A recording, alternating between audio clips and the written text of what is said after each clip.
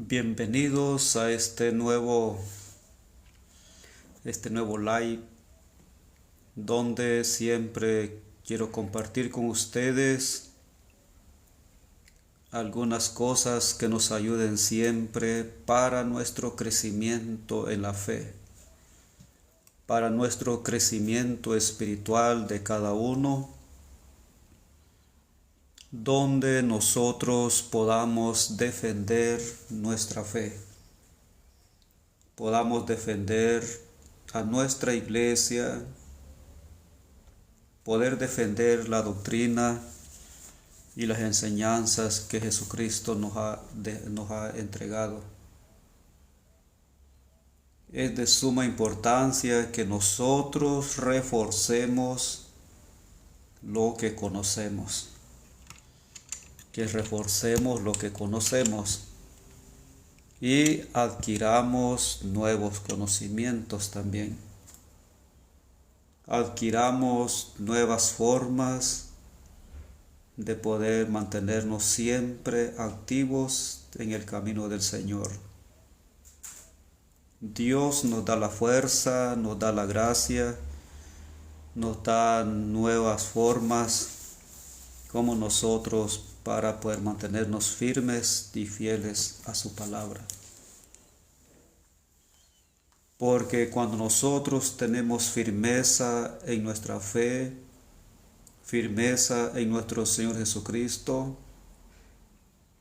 entonces no tan fácil nos van a engañar los enemigos de la fe, los enemigos de la iglesia.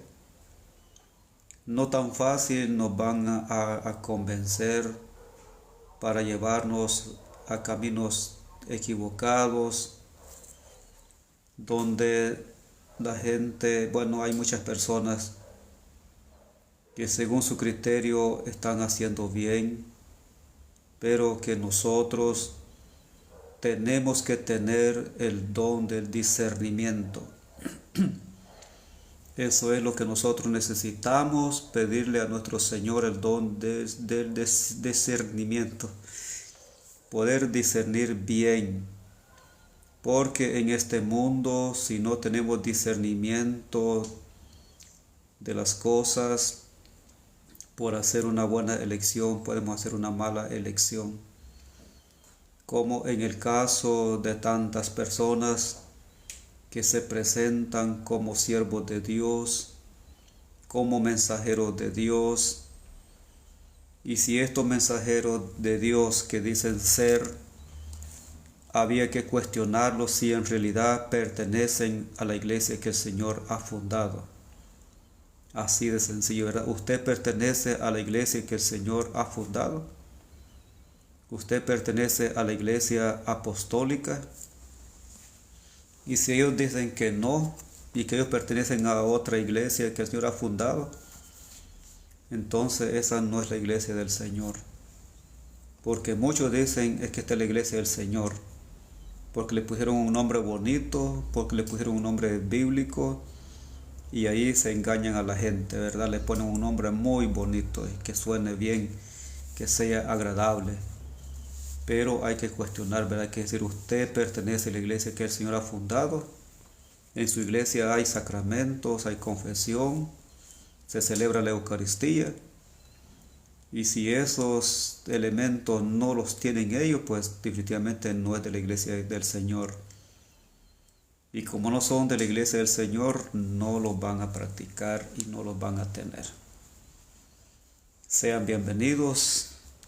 Me da mucho gusto poder compartir con ustedes reflexiones que nos ayuden a despertar en nuestro caminar de fe, cosas que nos ayuden a mantenernos fuertes en el camino de la fe, y que a través de estas enseñanzas podamos encontrar la conversión de vida.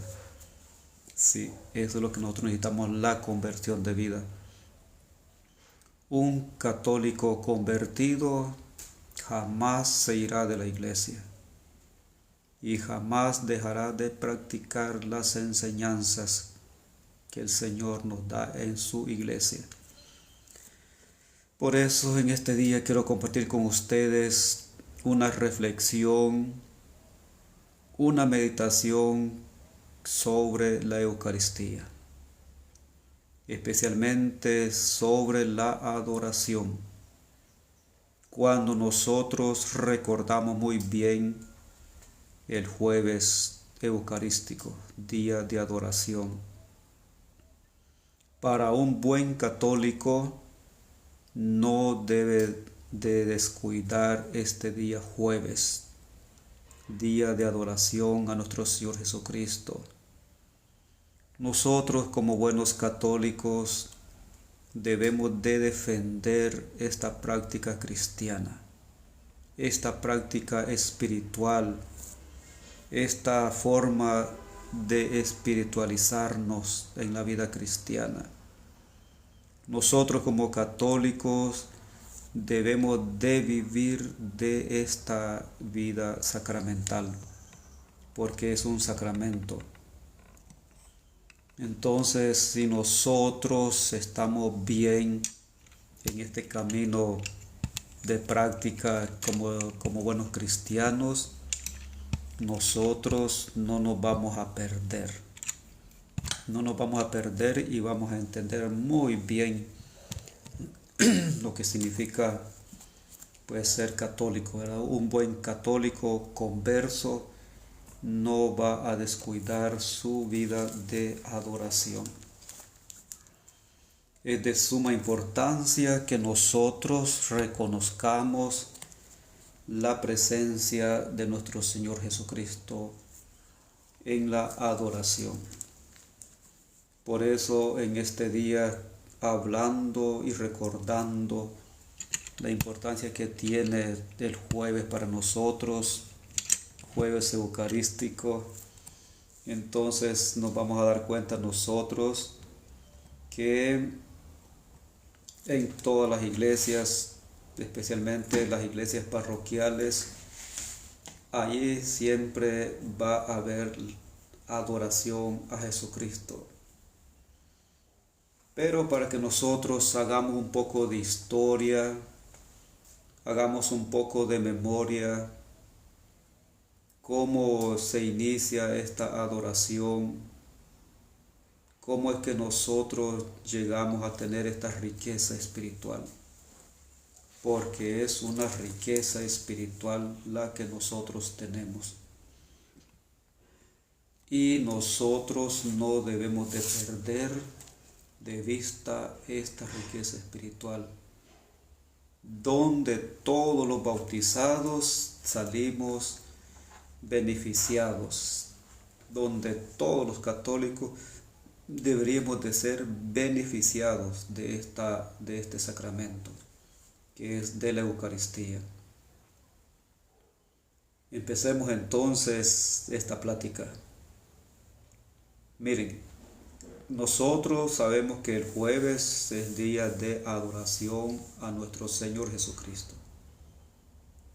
Y también sabemos que es el día para orar por los sacerdotes.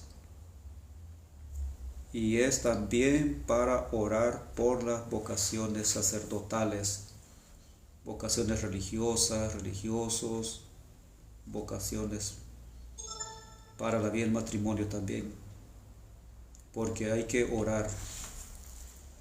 Entonces la iglesia nos recuerda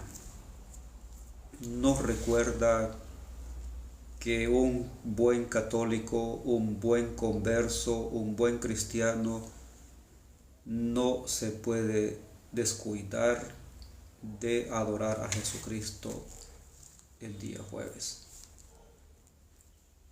Cuando nosotros recordamos en la Sagrada Escritura, cuando el Señor se fue al monte de los olivos a hacer oración, eso nos recuerda cuando nosotros sabemos ese día que fue el día jueves santo. Ustedes recuerdan el día jueves santo, cuando el Señor se fue a ese lugar a orar.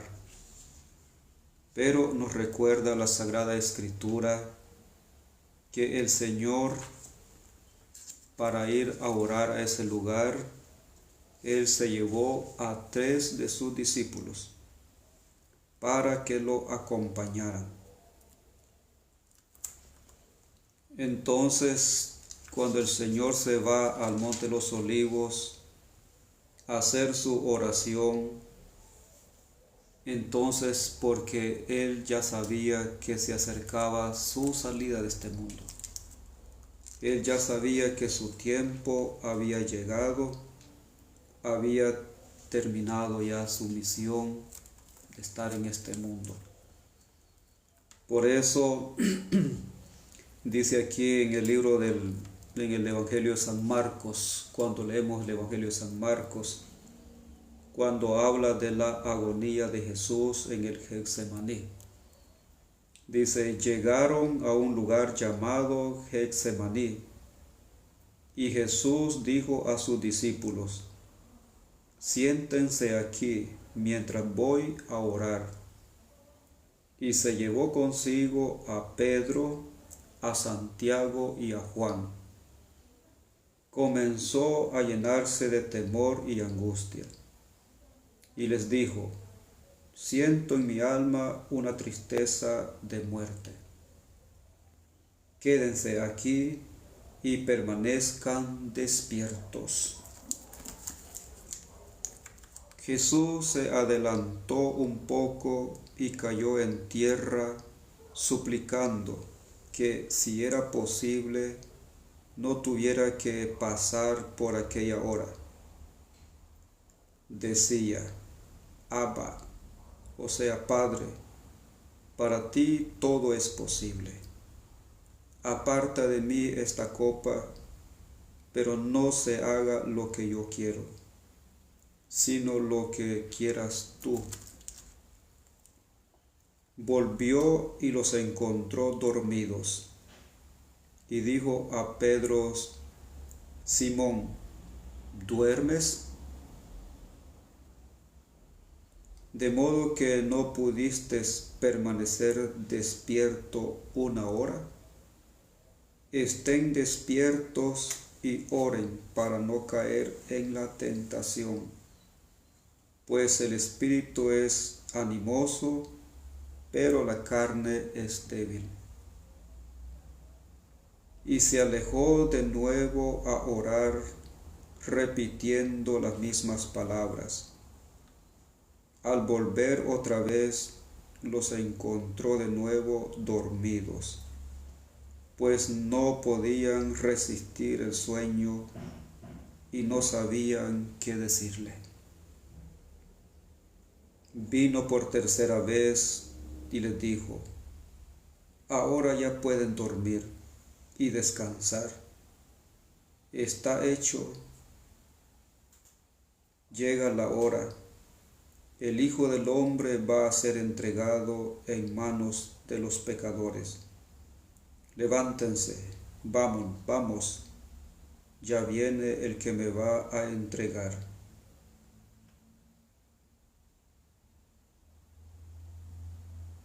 Jesús estaba aún hablando cuando se presentó Judas, uno de los 12.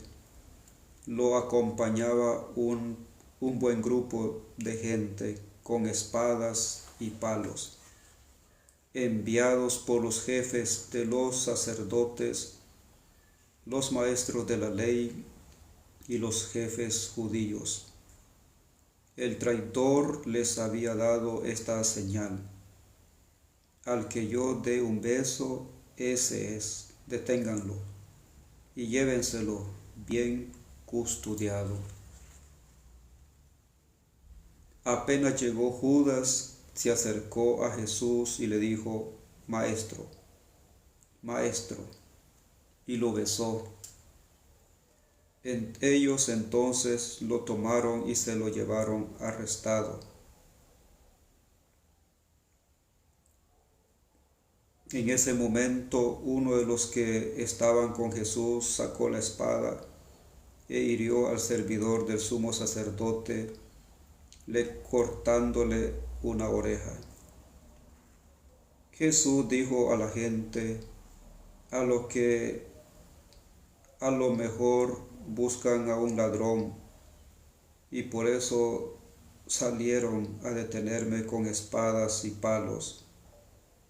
¿Por qué por qué no me detuvieron cuando día tras día estaba entre ustedes enseñando en el templo? Pero tiene que cumplirse las Escrituras. Y todos los que estaban con Jesús lo abandonaron y huyeron. Palabra del Señor. Gloria a ti, Señor Jesús. Bueno,